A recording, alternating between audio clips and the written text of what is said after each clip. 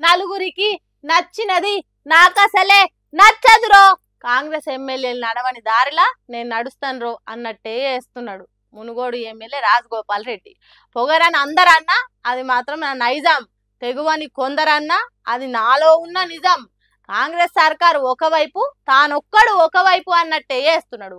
సొంత సర్కారును ఇరుకున పెట్టేటట్టు బార్ షాపులకు ఎట్లా వార్నింగ్ ఇస్తున్నాడో చూడుండ్రు ఒకసారి. టెండర్ లేచి వైన్ షాప్ వాళ్ళకి ఏం చెప్తున్నామంటే, నేను మీరు టెండర్ లేదలుచుకుంటే వైన్ షాపుల పక్కన పర్మిట్ రూమ్ అని ఉంటుంది, అది మా డే టైంలో తాగుతుర్రు. అక్కడికి వచ్చి అక్కడ అందరి చుట్టుపక్కల ప్రాంతంలో అందరికీ ప్రాబ్లమ్స్ అవుతున్నాయి, అక్కడ పర్మిట్ రూమ్ అనేది ఉండదు, మా మునుగోడులో మేము నడవలేము అని చెప్పినాం. అలౌ చేయను. నేను ఎమ్మెల్యేగా ఉన్నంత వరకు ప్రజల ప్రాణాలు ప్రజల ఆరోగ్యమే నాకు ఇంపడి తప్పితే ప్రజల జీవితాలతో ఆడుకునే ఎవరు ఏ పని చేసినా ఎట్టి పరిస్థితుల్లో ఒప్పుకునే ప్రసక్తే లేదు. అంతే, చూస్తుంటేమో తమాషాలు చేస్తున్నారు ఈ వైన్ షాప్ వాళ్ళు. ఇప్పటికే 2 ఏళ్ళు అవుతున్నది మంత్రి పదవి నాకు ఇయ్యకుండా ఆగం చేయబట్టి. సారీ అది కాదు, 2 ఏళ్ళు అవుతున్నది వైన్ షాపులలో పర్మిట్ రూములు పెట్టి ఆగం చేయబట్టి. నాకు పదవులు ముఖ్యం కాదు, ప్రజల ప్రాణాలే ముఖ్యం. కాబట్టి నాకు మంత్రి పదవి ఇచ్చి తీరాలి. కాదు కాదు కాదు కాదు సిట్టింగ్ రూమ్లకు పర్మిషన్ ఇవ్వద్దు, బెల్ట్ షాపులు బంద్ పెట్టాలి అన్నట్టు ఫోన్ల టెండర్లు వేసే వైన్ షాప్ లోళ్ళకి చెప్తున్నాడు. ఇంకేం చెప్తున్నాడు అనేది మీరైనా. ప్లస్ మళ్ళీ వీళ్ళందరూ వైన్ షాపులు అందరూ కలిసి సిండికేట్ అవుతుండ్రు. సిండికేట్ అవ్వడం వల్ల ఏమవుతుంది, రేటు పెంచి అమ్ముతుండ్రు, డూప్లికేట్ అమ్ముతుండ్రు. వేరే మండలాలు, వేరే నియోజకవర్గాలు, వేరే జిల్లా వాళ్ళు ఇక్కడ పార్టిసిపేట్ చేయొద్దు. ఇప్పుడు వైన్ షాప్ లొకేషన్స్ కూడా తప్పున్నాయి. టౌన్లో, సెంటర్లో, పబ్లిక్ ప్లేసెస్లో పెట్టిండ్రు. అది ఊరు బయట పెట్టాలి వైన్ షాప్. అసలు తప్పకుండా ఈ మునుగోడుతో పాటు తెలంగాణ రాష్ట్రంలో ఈ ఎక్సైజ్ పాలసీని సమీక్షించి ఈ ప్రజల ఆరోగ్యం ఖరాబ్ చేసేది కాదు, ప్రజల ఆరోగ్యం మెరుగుపరిచే విధంగా మనం ఏ విధంగా ప్రభుత్వం పనిచేయాలనో ఆలోచన చేయాలని చెప్పి కూడా ప్రభుత్వం దృష్టికి తీసుకుపోతాను తప్పకుండా. సర్కార్ దృష్టికి తీసుకుపోవాలి. వైన్ షాప్ల తీరుగా మస్తు గందరగోళం ఉన్నది. పర్మిట్ రూములు సిటీలల్లో, మండల సెంటర్లలో ఇచ్చుడు ఏంది, గవన్నీ అడగాలి. మొత్తం మద్యం పాలసీనే మార్చాలి అన్నట్టు కోపం చేస్తున్నాడు రాజగోపాల్ రెడ్డి సారు. వాజీబే, కరెక్టే, 100కు 100% నిజమే. కానీ ఇదే ముచ్చట 2 ఏళ్ల కిందనే కాంగ్రెస్ సర్కార్ని అడగాల్సింది. ఇప్పుడు అడుగుతున్నాడు రాజగోపాల్ రెడ్డి సార్. అంటే మంత్రి పదవి ఇయ్యనందుకే గిట్లా చేస్తున్నాడు.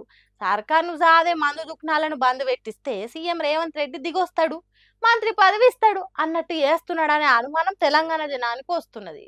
కాబట్టి ఎట్లాగో రాజగోపాల్ రెడ్డి తనకు పదవుల మీద ఆశ లేదని పదే పదే అనుడు కాదు, తన ఎమ్మెల్యే పదవికి రాజీనామా చేసి కాంగ్రెస్ పార్టీ మీద కొట్లాడితే ఇంకింత మంచిగా ఉండని అంటున్నారు రాజగోపాల్ రెడ్డి మాటలు విన్న తెలంగాణ జనాలు. ఇంటికి పెద్ద దిక్కు జీవిడిచిపోతే ఎంత ధైర్యంగా ఉన్నోళ్ళకైనా దుఃఖం తన్నుకొస్తుంది.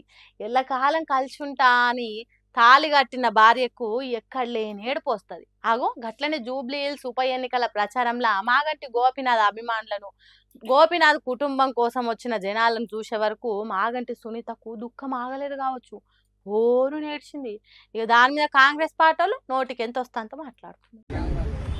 ఆ ఏడుపుల యొక్క ప్రక్రియ చూస్తుంటే ఆర్టిఫిషియల్ గా నువ్వు ఏడవాల్సింది అని వీళ్ళు చెప్తున్నటువంటి అంతర్గతంగా కొంతమంది కార్యకర్తలు చెప్తున్నారు, అమ్మ నువ్వు ప్రతి డ్యాన్స్ ఏడవాలని ఆమె చెప్తుంటే కృత్రిమ ఏడుపు అనేటువంటిది మంచిది కాదు. ఆ సోదరి పట్ల మాకు సానుభూతి ఉన్నా, రాజకీయాలు సానుభూతి వేరు.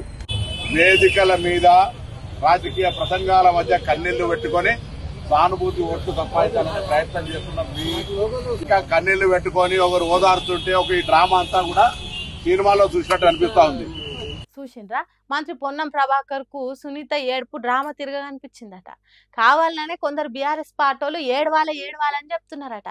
రాజకీయాలు వేరు, ఏడుపులు వేరు అని దాన్ని దీన్ని ఒక తిరగని చూడొద్దు అంటున్నాడు.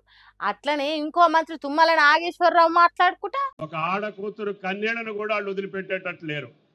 వాటి ద్వారా కూడా మళ్ళీ అధికారం పొంది ఈ రాష్ట్రాన్ని గతంలో దోచుకున్నటువంటి తీరుగానే మళ్ళీ దోచుకోవటానికి ప్రయత్నం చేస్తున్నారు. ఇక దీని మీద బీఆర్ఎస్ పార్టీలకు ఫుల్ బీపీ పెరిగింది. ఒక ఆడబిడ్డ కన్నీళ్ళు పెట్టుకుంటుంటే దాన్ని కూడా రాజకీయం చేస్తారా, గివేం పాలిటిక్స్ అన్నట్టు పటపట పండ్లు కొరికినంత పని చేసిండ్రు. కాలికి దెబ్బ తగిలిన ఒక కూతురు కుంటుకుంటూ మా నాన్న ఆశయాలని మధ్యలో ఆగిపోయొద్దు, మా అమ్మ ఆశయాలను నెరవేరుస్తుందని చెప్పి ఒక బిడ్డ తిరుగుతుంది.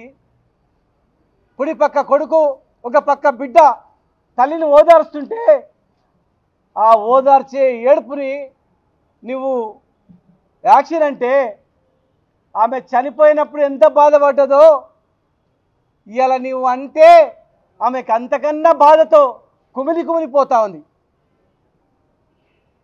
అయ్యో నా భర్త చనిపోయి నేను బాధపడితే నా ఏడుపుని కూడా యాక్షన్ అంటున్నారు వీళ్ళు, అది ఎవరో కాదు మా కులపల్లి అంటున్నారు అని చెప్పి కుంగిపోతా ఉంది ఆమె. వెంటనే క్షమాపణలు చెప్పాలి. ఇక ఈ తిరగ కాంగ్రెస్ పార్టీ లీడర్లు మాట్లాడిన మాటలను షీల్చి షెండాడిండు. కాంగ్రెస్ మంత్రులు ఇట్లుంటే పార్టీ క్యాండిడేట్ నవీన్ యాదవ్ చూడండి ఎట్లా మాట్లాడింది. ఎలక్షన్స్ అనేది 5 సంవత్సరాలకు ఒకసారి వస్తుంది, కానీ ఇది 2 సంవత్సరాలకు వచ్చిందంటే ఇది దైవ నిర్ణయం.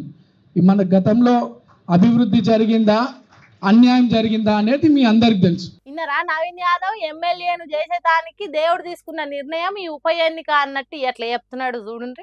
గిట్లా తయారైంది కాంగ్రెస్ పార్టీలు అని జూబ్లీస్ పబ్లిక్ అనుకునేటట్టు చేస్తున్నారట. ఎట్లుందో చూడుండ్రి.